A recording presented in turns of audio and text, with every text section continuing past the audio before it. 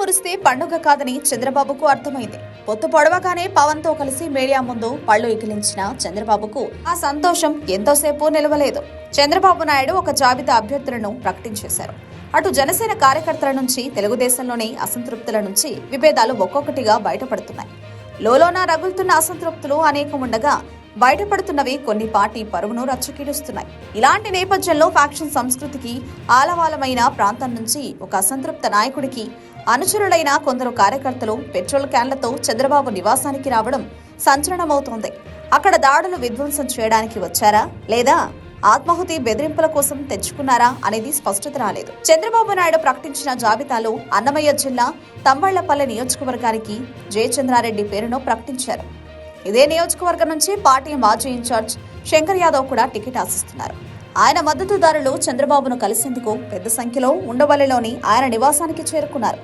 ఆయన ఇంటికి వెళ్లే దారికి అడ్డంగా బైఠాయించి నిరసన తెలియజేశారు. శంకర్ యాదవ్ కి టికెట్ ఇవ్వాలని డిమాండ్ చేశారు. కాగా చంద్రబాబు గాని నారా లోకేష్ గాని కనీసం వారిలో కొందరినైనా కలిసి సర్ది చెప్పేందుకు, పార్టీ ప్రయోజనాలను దృష్టిలో ఉంచుకుని పనిచేయాలని చెప్పడానికి కూడా సుముఖత వ్యక్తం చేయకపోవడం, ముందుకు రాకపోవడం గమనార్హం. చంద్రబాబు నివాసంలోకి దూసుకెళ్లడానికి ప్రయత్నించిన పోలీసులు అడ్డుకున్నారు. ఆ ఆందోళనకారుల నుంచి 2 పెట్రోల్ క్యాన్లను కూడా స్వాధీనం చేసుకున్నారు. అయితే ఆ పెట్రోల్తో ఏం చేయడానికి వారు తీసుకువచ్చారన్నది మాత్రం తెలియరాలేదు. ఆత్మహత్య బెదిరింపులు వంటివి చేయాలనుకునే వారు సాధారణంగా కిరోసిన్ తెచ్చుకుంటారు.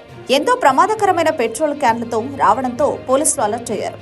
తంబళ్లపల్లి స్థాయిలో బయటపడకపోవచ్చు గానీ కార్యకర్తల మధ్య విభేదాలు తెలుగుదేశం పార్టీకి పెద్ద తలనొప్పిగా పరిణమిస్తున్నాయి. అలాగే జనసేన నాయకులు ఆశలు పెట్టుకున్న అనేక నియోజకవర్గాల్లో సయోధ్యకు అవకాశమే కనిపించడం లేదు. అభ్యర్థిత్వాలను ప్రకటించిన తర్వాత అసంతృప్తులు ప్రతి చోట, ప్రతి పార్టీలోనూ ఉంటాయి. మొన్నటిదాకా శంకర్ యాదవ్ కు ఆశ పెట్టి పార్టీ ఇన్ఛార్జిగా వాడుకుని ఆయనతో భారీగా డబ్బు ఖర్చు పెట్టించిన తర్వాత ఇప్పుడు మొహం చాటేస్తున్నారని స్థానికంగా విమర్శలు వస్తున్నాయి.